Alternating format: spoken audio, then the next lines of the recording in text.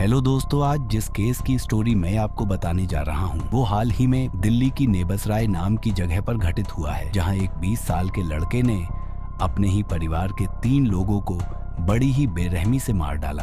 आखिर उस लड़के ने ऐसा क्यों किया, इसके पीछे की वजह क्या थी, ये सब जानने के लिए इस चैनल को सब्सक्राइब या वीडियो को लाइक या शेयर कीजिए। चलिए इस वीडियो को शुरू करते हैं। दोस्तों, इस केस को आसानी से समझने के लिए हमें इस केस के अहम किरदारों के बारे में जानना होगा। अर्जुन एक 20 साल का लड़का है। उसे बॉक्सिंग का बहुत शौक है और वो काफी अच्छी बॉक्सिंग करता है। उसकी बॉक्सिंग के लिए उसे कई मेडल्स भी मिले हैं। यही इस केस का अपराधी है।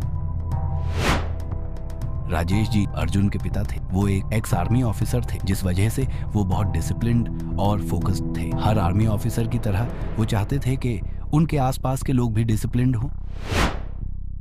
कोमल राजेश जी की पत्नी थी। वो हाउसवाइफ थी। वो काफी सीधी सादी औरत थी। कविता अर्जुन की बड़ी बहन थी। वो पढ़ने लिखने में काफी होशियार थी। वो हर एग्जाम्स में अच्छे नंबरों से पास होती थी। वो काफी होनहार लड़की थी।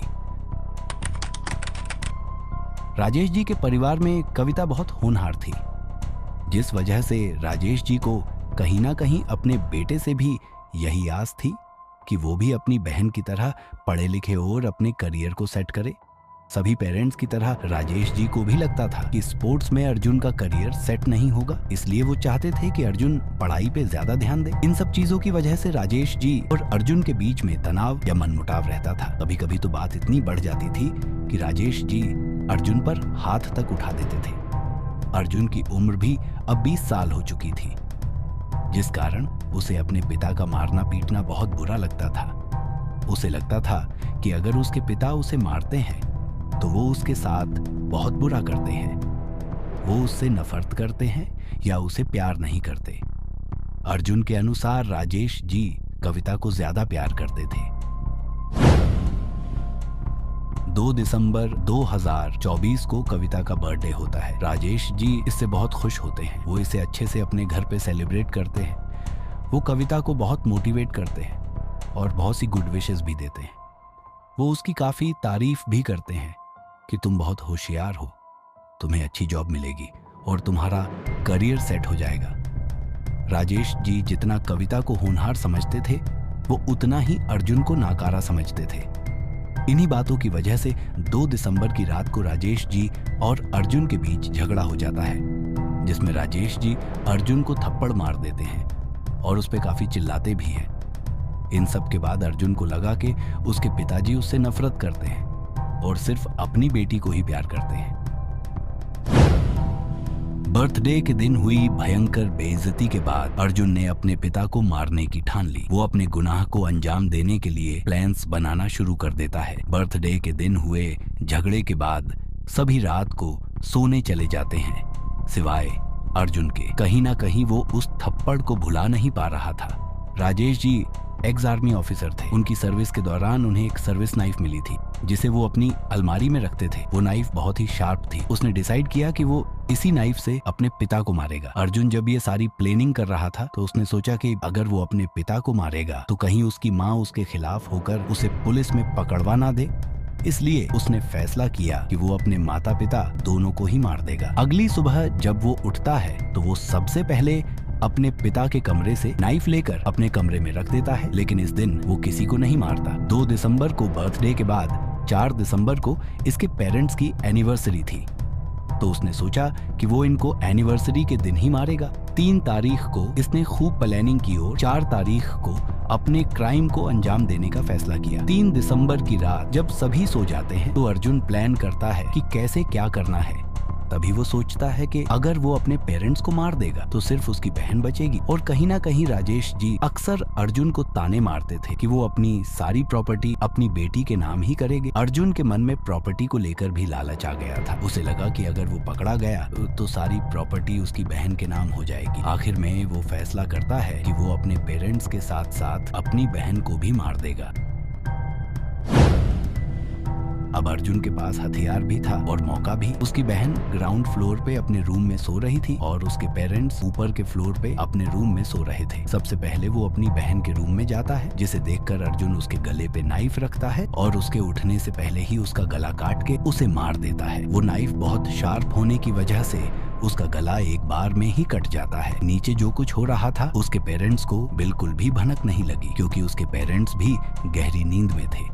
थोड़े टाइम के बाद वो सीढ़ियों से अपने पेरेंट्स के रूम में जाता है। रूम में जाते ही वो देखता है कि उनके वॉशरूम के अंदर की लाइट जल रही थी। वो समझ गया कि उसकी माँ वॉशरूम में है। वो देखता है कि उसके पिता अकेले सो रहे हैं। अर्जुन नीचे एक खून को अंजाम दे चुका था, तो उसमें काफी हिम्मत आ गई थी। वो अपने पिता के पास जाता है और जैसे उसने अपनी बहन का कत्ल किया वैसे ही अपने पिता भी कत्ल कर देता है। नींद में होने की वजह से उन्होंने कोई शोर शराबा भी नहीं किया। इन सबसे अनजान अर्जुन की माँ अब भी वॉशरूम में थी। अर्जुन चुपके से वॉशरूम के पास जाके छिपके इंतजार करने लगता है। जैसे ही उसकी माँ वॉशरूम से बाहर आती है वो उनका भी गला काट के उन्हें मार देता है। कुछ इस तरह अर्जुन ने अपने पूरे परिवार को खत्म कर डाला। अब इन मर्डर्स बाद वो इनसे बचने के बारे में सोचने लगता है। उसने प्लान बनाया कि हर दिन की तरह वो जिम और रनिंग पे जाएगा, लेकिन सबसे पहले वो अपने खून से सने कपड़े और नाइफ अपने जिम बैग में डालता है। वो अपने घर को बाहर से लॉक लगाता है और वहाँ से चला जाता है। अब उनके घर से थोड़ी ही दूर एक नदी में वो अपने कपड़े और छुरी फेंक देता है। फिर 2 घंटों के बाद वो वापस अपने घर आता है। वो लॉक खोलता है और अंदर जाता है। अंदर जाते ही लाशें देखकर वो चिल्लाने लगता है। उसकी चीखें सुन के पड़ोसी उसके घर पे इकट्ठा हो जाते हैं। जब पड़ोसी अंदर जाते हैं और 3 लोगों की लाशें देखते हैं जिनके गले कटे हुए थे, किसी को अर्जुन पे शक नहीं होता। वो जोर जोर से चिल्लाता है, रोता है। लोगों के पूछने पर अर्जुन बताता है कि हर दिन की तरह वो अपनी जिम के लिए गया था। पड़ोसियों में से कोई पुलिस को इन्फॉर्म कर देता है, जिसके बाद पुलिस वहाँ पहुँचती है। पुलिस के साथ वहाँ प्रेस भी आती है और अर्जुन को रिकॉर्ड करती है। पुलिस अपनी जांच शुरू करती है और देखती है कि ना तो इनके घर में कोई चोरी हुई है, ना ही कोई सामान इधर से उधर हुआ है। पड़ोसियों के अनुसार ये फैमिली भी काफी शांत स्वभाव की थी। इनकी किसी के साथ को दुश्मनी नहीं थी। पुलिस के अनुसार इन मर्डर्स में किसी भी बाहर वाले का हाथ नहीं था। पुलिस का शक कहीं ना कहीं अर्जुन पे आने लगा था और अब भी वो इस चीज को लेके कंफर्म नहीं थे। उन्हें अब भी किसी पक्के प्रूफ की जरूरत थी। पुलिस देखती है कि उनकी गली में कैमरास लगे हुए थे, जिनमें से एक कैमरा अर्जुन के घर की तरफ था, जिसकी फुटेज को देखने के बाद पुलिस को पता चला कि 3 दिसंबर से लेके 4 दिसंबर की सुबह तक इनके घर में से सबसे पहले अर्जुन ही बाहर आया था और उसके वापस आने तक कोई भी बाहर से अंदर नहीं गया। सिर्फ अर्जुन ही वापस घर में आया था। यही नहीं, इस घटना के बारे में सबसे पहले अर्जुन ने ही सबको बताया था। ये सब देखने के बाद पुलिस का शक अर्जुन पे बिल्कुल पक्का हो गया था। लेकिन पुलिस अर्जुन को अरेस्ट नहीं करती, क्योंकि उन्हें लगा कि अगर उन्होंने इस टाइम अर्जुन को अरेस्ट किया तो आसपास के लोग गुस्सा ना करे और सनसनी ना फैल जाए। आया है इसने खोल लिया तारा तो न्यू खून हुई पाए इसने सब कुछ। नहीं, देवली गांव में ऐसा मर्डर फर्स्ट टाइम हुआ है। आज से पहले ऐसा मर्डर नहीं हुआ था कहीं भी। ये हमारे गांव में पहली घटना है ऐसी, और गांव की हालत भी दिन पे दिन खराब होते जा रहे हैं हालात। हमें बड़ी शर्म की बात है कि हम ऐसी दिल्ली में रह रहे हैं जहाँ सुरक्षित कोई भी आदमी नहीं है। पुलिस थोड़े और प्रूफ्स इकट्ठा करती है। एक पड़ोसी से पूछने पर पता चलता है कि मर्डर से 2 दिन पहले यानी 2 दिसंबर को इनके घर से लड़ाई झगड़े की आवाजें आ रही थी, क्योंकि उस रात राजेश जी और अर्जुन के बीच में बहस हो रही थी। जिसके बाद पुलिस तुरंत एक्शन लेती है और अर्जुन का फोन सीज कर लेती है। फोन की जांच करने के बाद पुलिस को पता लगा कि अर्जुन 2 दिनों से क्राइम और मर्डर्स की वीडियोस देख रहा था। उसकी यूट्यूब हिस्ट्री को देखने के बाद पुलिस ने देखा कि अर्जुन मर्डर करके कैसे बचे, ऐसी वीडियोस को भी देख रहा था। पुलिस अर्जुन को उठा लेती है और उससे पूछताछ शुरू करती है। पहले तो अर्जुन पुलिस को गुमराह करता है। वो अपनी ही झूठी कहानियां बनाता है, लेकिन थोड़ा दबाव बनाने के बाद वो अपना जुर्म कबूल कर लेता है और बता देता है कि कैसे उसने अपने क्राइम को अंजाम दिया। वो बताता है कि कैसे उसने अपने माँ, बाप और बहन के गले काटे जब वो गहरी नींद में थे। दोस्तों, अर्जुन ने जो किया वो बहुत ही गलत है। वो लोग बहुत नसीब वाले होते हैं जिनके माँ बाप होते हैं। माँ बाप को पूरा हक होता है अपने बच्चों को डांटने का या मारने का, पर कई बार कुछ बातें डांट या मार से नहीं बल्कि प्यार से भी समझाई जा सकती है। हर माँ बाप जो भी करता है वो उसमें अपने बच्चों की भलाई ही देखता है। आपकी क्या राय है इस केस के बारे में मुझे कमेंट बॉक्स में बताइए। चैनल को सब्सक्राइब कीजिए।